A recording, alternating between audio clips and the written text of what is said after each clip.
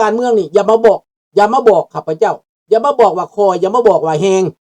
เด้อเฮ็ดให้มันสุดขุดให้มันถึงนี่อันนี้คือการต่อสู้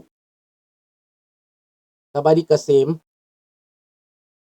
สวัสดีครับดังนั้นให้พี่น้องเชิญแซ่บครับให้พี่น้องเข้าใจไว้ว่าตอนนี้หมาจอกอาละวาดเวียงจันทน์คันหมาจอกอาละวาดกระต่ายมันย่านหมาจอกแม่นบ่กระต่ายย่านอำนาจหมาจอกก็เลยไปพึ่งกรุงเทพไปซุกหัวนอนอยู่กรุงเทพหมาจอกไล่กระต่ายจนไปเป็นหม่งกระต่ายนอนอยู่กรุงเทพเบ้อเด้อสบายดีพัน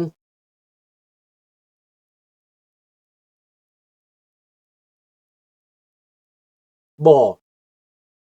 อเมริกาบ่ติดลมแบบนั้นเด้อคนอิหร่านเขาไปต้องการให้เด็ดหัวพันเขาเด็ดการให้เด็ดหัวอายะตะเลาะกับเด็ดกำลังอันน่ะศาสนาหั่นน่ะและก็เด็ดหัวผู้นำเท่านั้นคนอิหร่านเขายึดเองกำลังของพวกเคิร์ดกำลังของพวกอิหร่านนี่เขาลวงหลายไปมากคนเขาหลายล้านอเมริกาบ่ได้เอาทหารเข้าไปอยู่หั่นดอกเด้อบ่ได้ไปยึดเอาคือกันกับอันรัสเซียอยากยึดยูเครนในบ่แม่นได้อเมริกาเพียงแต่ไปซอยพุชตัดหัวเด็ดหัวแบบเวเนซุเอลาอเมริกาสลาดพอโดนัลด์ทรัมป์เข้าใจเรื่องการคิดไรเรื่องการค้าเรื่องธุรกิจบ่มีอเมริกาบ่ติดลมแบบนั้น no อเมริกามีแต่หักษาอยู่นอกประเทศหรืออยู่จุดใดจุดหนึ่งที่อเมริกาอยู่ได้ซาอุดิอาระเบียกาตาร์บาห์เรนอิสราเอลอเมริกาอยู่ได้เบิดละแถวนี้นะปราบพวกฮูตี้ปราบพวกอันนี้ก็แม่นเบิดแหละดังนั้นซาวเคิร์ดสิผงาดขึ้นมาประชากร100 กว่าล้านนั้น เดี๋ยวนี้ตุรกีนี่วันเก่งได้ประชากร25 ล้านคนเคิร์ด25 ล้านอยู่ในตุรกีนี่นะประเทศตุรกีนี่วันเก่งได้ถ้าประชากรพวกนี้ลุกขึ้นกับอาวุธนะตุรกีก็ล่มสลายคือกันเด้นี่ระวังตอนนี้ย่านที่สุดเป็นหยังประธานาธิบดีตายิบบอกอีสังซื้อเพิ่นน่ะเท่านี้บ่อยากพร้อมอเมริกาปานใดเด้ตั้งแต่กี้เขาสิขาย F35 ให้ตั้งไปซื้อไปเข้ากับรัสเซียแล้วเขาบ่ขายให้นี่นะเท่านี้แปลว่าอเมริการะวังเด้แล้วอเมริกานี่เดี๋ยวนี้หักษาเคิร์ดไว้ซาวเคิร์ดสวยพวกเคิร์ดในอิหร่านเคิร์ดในอิรักเคิร์ดในอิรักก็เข้มแข็งไปจากอเมริกาไปปกครองเจ้าเมืองเจ้าแขวงลือกว่าผู้บริหารเคิร์ดอยู่ภาคเหนือนั่นก็เป็นคนเคิร์ดไปจากอเมริกาดังนั้นเคิร์ดในอิรักเคิร์ดในต่างๆก็จะไปจากอเมริกาแบบเดียวเฮาลาวที่ไปจากอเมริกานี้ในอนาคตพวกไปจากอเมริกานี้จะได้รับการคุ้มครองสนับสนุนจากอเมริกากำลังก็เป็นอเมริกาดูแลกำลังซาวเคิร์ดกับอเมริกาเขาโคเปเรตกันเขาอยู่นำกันอาวุธทุกชนิดก็ได้มาจากอเมริกาเบิดอาวุธนั่นประกอบให้อันนี้ข้าพเจ้าว่าเป็นแล้วได้นี่ได้อเมริกาประกอบอาวุธให้ซาวเคิร์ดประกอบโตเข้ามาเห็นบ่หัวซาดัมฮูเซนขาดย้อนหยังหัวซาดัมฮูเซนขาดพวกเจ้าจืออยู่บ่ย้อนว่าซาดัมฮูเซนไปฆ่าซาวเคิร์ดอเมริกาจึงหาเรื่องกับซาดัมนี่และพอดีกับซาดัมเฮ็ดศึกกับอิหร่านบ่ชนะเลยมายึดโควิดสาเหตุกับตัวนี้มาจากสาเหตุที่ซาดัมฮูเซนนี่บ้าอำนาจอเมริกาต่อรองให้หยุดให้เซาบ่หยุดแบบเดียวคืออิหร่านคือกันอเมริกาเตือนแล้วเตือนอีกอเมริกาเขาให้โอกาสได้พี่น้องเขาให้โอกาสบักโปรตีนเขาให้โอกาสอายะตอลาะคอมานี ให้เจ้ายุดฆ่าประชาชนเด้อให้เจ้าเฮ็ดความดีเด้อให้เจ้าเปิดประเทศเด้อให้เจ้าค้าขายเด้อให้เจ้าเฮ็ดเขาบ่ฟังสบายดีสมผู้อิหร่านก็บ่ฟังซาดัมก็บ่ฟังลีเบียก็บ่ฟังก่อนสิตายพวกนี้แม่นดื้อเบิดลีเบียก็ท้าทายอเมริกาตายซาดัมก็ท้าทายอเมริกาตายบาชาร์อัสซาดก็ท้าทายอเมริกาตายอายะตุลลอฮ์คอเมนีก็ท้าทายอเมริกาจะตายในวันข้างหน้าถ้าโปรตีนท้าทายอเมริกาก็จะตายเหมือนกันมาดูโรท้าทายอเมริกาบ่ตายแต่ตายในคุก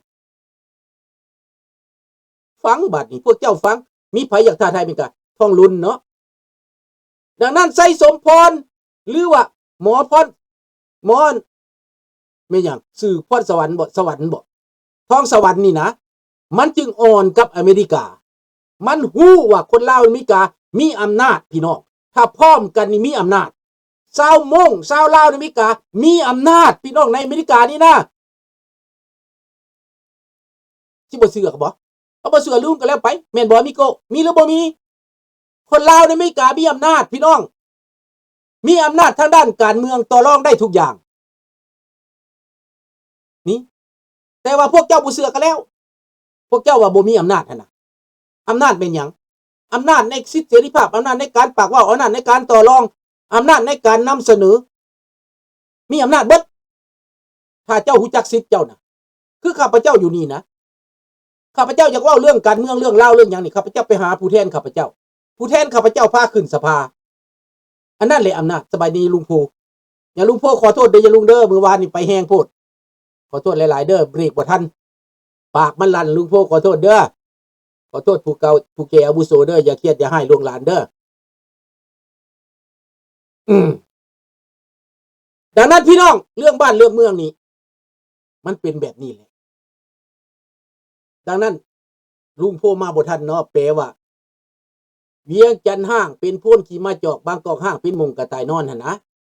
ฟังขึ้นหลังก็ได้เด้อลุงโพก็ยังบ่แปลให้ลูกหลานฟังแต่หลานแปลแล้วได้ถูกหรือผิดก็ไปพิจารณาเอาเด้อดังนั้นพี่น้องแปลให้ลุงโพฟังจังหน่อยเนาะลุงโพมาทีหลังเนาะหมาจอกก็คือพวกอำนาจปัจจุบันนี้เป็นหมาจอกมันบ้าอำนาจมันกินมันขี่มันเฮ็ดทุกสิ่งทุกอย่างจนขี่เป็นโพนอยู่ในเวียงจันทน์นั่นน่ะมันกินล้นเหลืออะไรจนขี่เป็นโพนเขาห้องว่าพวกขึ้นสามานพวกเก็กพวกจีนพวกแก้วเป็นหมาจอกเป็นพวกของหมาจอกเบิดได้มันกินเมืองลาวจนว่าขี่จนเป็นโพนพี่น้องมันห่างละอำนาจห่างไปความยุติธรรมห่างไปความถูกต้องห่างไปเขาว่าห่างอันนั้นน่ะบาดนี้บางกอกห้างเป็นมงกระต่ายนอนบางกอกนั่นคนร่ำคนรวยคนดีคนมีเงินเขาหนีไปบนอื่นเขาย้ายออกไปอยู่นอกหรือย้ายไปอยู่ต่างประเทศหรือเขาบ่สนใจแล้วกระต่ายแม่นไผกระต่ายแม่นประชาชนเขมรประชาชนพม่าประชาชนลาวสบายดีแม่นเขาห้องว่ากระต่ายเป็นมองกระต่ายนอนเนี่ยเป็นบ่อนทำมาหากินบ่อนส้นบ่อนลี่บ่อนพงบ่อนเพิ่งผ้าอาศัยเป็นมงกระต่ายนอนพวกนี้เป็นกระต่ายเป็นแรงงานนี้เป็นกระต่ายไปอาศัยกรุงเทพแต่คนกรุงเทพอยากหนีจากกรุงเทพเพราะว่ามันมีอากาศบ่ดีมันร้อนมันแออัดมันขับคังก็เลยพากันห่างหนีไปอยู่พากันห่างหนีไปอยู่เชียงใหม่หนีไปอยู่อุดรขอนแก่นไปอยู่อันน่ะเข้าห้องว่าโคกหนองนาผู้ใดก็อยากไปแบบนั้นพระข้าราชการแตกไปผู้ใดก็อยากไปอยู่นอกอยู่นาอยากอยู่สบายอันนี้แหละเขาห้องว่าบางกอกห้างกระต่ายไปนอนคันว่าห้างยังเป็นบ่อนเพิงให้คนนี้อยู่ยังเป็นบ่อนเพิงให้คนถูกคนยากยังเป็นบ่อนเพิงให้นี่แหละพี่น้องบางกอกห้างเป็นมุงกระต่ายนอนเด้อพี่น้องเด้อมาแปลแล้วบัดนี้เรื่องคุ้มกะลาหัวนี่นะในเมื่อว่ารัฐบาลสปปลาวนี่มันคิดว่าเกี่ยวกับรัสเซียจะคุ้มกะลาหัวมันได้มันแล่นไปพึ่ง มันคิดว่าบักกิ้มน้อยนี้ที่เพิ่งกะละหัวมันได้สิคุ้มกะละหัวมันได้แม่ละบ่อนกรรมกรแรงงานน่ะกระต่ายนอนน่ะกระต่ายข้าพเจ้าเปรียบเทียบว่าพวกแรงงานนี่เป็นกระต่ายพวกแล่นไวกว่าหมู่นี่ไปไวกว่าหมู่นี่เป็นพวกนี้ข้าพเจ้าเปรให้แล้วโบราณเว้ามาหลายปีตั้งแต่ข้าพเจ้าเกิดมาก็ได้ยินแต่บ่มีคนเปรจักเทื่อมีแต่หวังคองคอยอยากเห็นอยากเห็นอยากเห็นอยากเห็นเวียงจันทน์ห้างอยากเห็นกรุงเทพห้างข้าพเจ้าเปรให้แล้วเด้อเห็นแล้วเด้อบาดนี้เมื่อกี้นี่ประเด็นของเฮาเป็นว่าลาวแดงคิดว่าพวกนี้สิคุ้มกะลาหัวคุ้มบ่ได้ยุคนี้ยุคนี้หมายความว่าโลกเปลี่ยนไปโลกเปลี่ยนอำนาจโลกมาถึงยุคหนึ่งอีกยุคแต่ก่อนมันโลกาวิวัตน์โลกาวิวัตน์นั่นไปทำให้พวกโจรพวกมันน่ะมีอยู่มีกินไปทำพวกโจรพวกมันนั้นแม่นแล้วถูกต้องแล้วไปอยู่อีสานออกจากบางกอกไปอยู่อีสานไปอยู่เถียงนาน้อยไปอยู่พวกน้องนาไปทำมาหากินหรือไปอยู่ต่างประเทศในกรุงเทพมันบ่น่าอยู่มันวุ่นวายเห็นบ่คนทางคนมีเขาไปอยู่นอกไปซื้อบ้านอยู่นอกแม่นอยู่เขามีเฮือนในกรุงเทพแต่บัดอยู่อาศัยแท้เขาไปอยู่นอกพุ่นเฮือนในกรุงเทพให้คนเซาให้ต่างประเทศเซาให้พวกกรรมกรให้งานเซาบิลดิ้งต่างๆกันสร้างไว้ก็ให้พวกคนงานเซาอพาร์ตเมนต์ต่างๆเว้าให้ฟังเด้อบัดนี้เด้อบาดนี้พี่น้องเรื่องนี้เป็นอย่างจังคุมกะลาหัวมันบ่ได้ขนาดอิหร่านเอาให้เบิดทุกสิ่งทุกอย่างรัสเซียก็บ่คุมกะลาหัวบักมันอายาตอลอโคมาเนอีได้และประธานประเทศได้บาดนี้อิรักเขาก็เสือนไปแล้วเขาก็ตัดหัวไปแล้วลิเบียเขาก็ตัดหัวไปแล้วซีเรียเขาก็ตัดหัวไปแล้วฮามาสเขาก็ตัดหัวไปแล้วเอสบอลเขาก็ตัดหัวไปแล้วฮูตี้เขาก็ตัดหัวไปแล้วยังอะไรวะมันยังอะไรวะบาดนี้เหลือแค่โปรตีนนะเหลือแค่บักสีนะบาดนี้นะมาดูโรเขาก็ตัดหัวไปแล้วอเมริกาทำไมไปทำอย่างนี้ตลอดวะพวกเขาห้องว่าสายโปรตีนอยู่ในไทยนั้นควันออกหูเลยน้องธนพร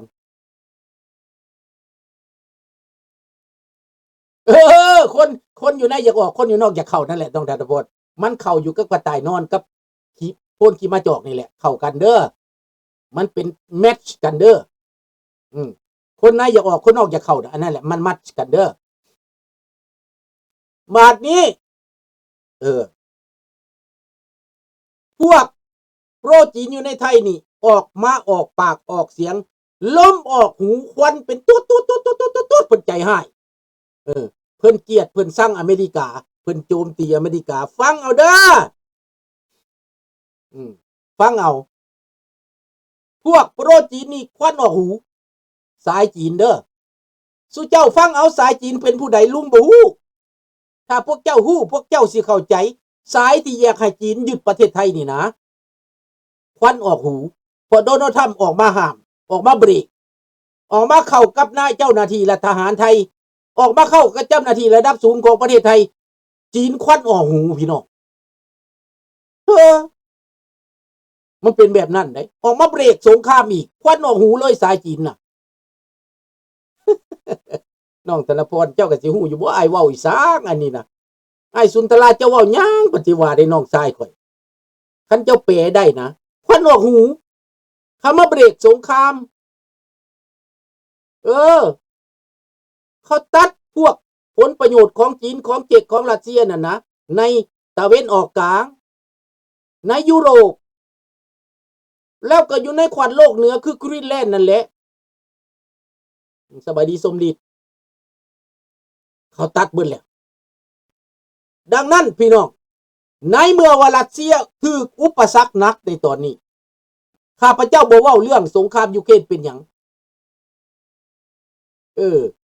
ข้าพเจ้าบอกว่าเรื่องสงครามยูเครนเป็นหยังเพราะว่าในตอนนี้รัสเซียน่ะมันย่ำแย่แล้ว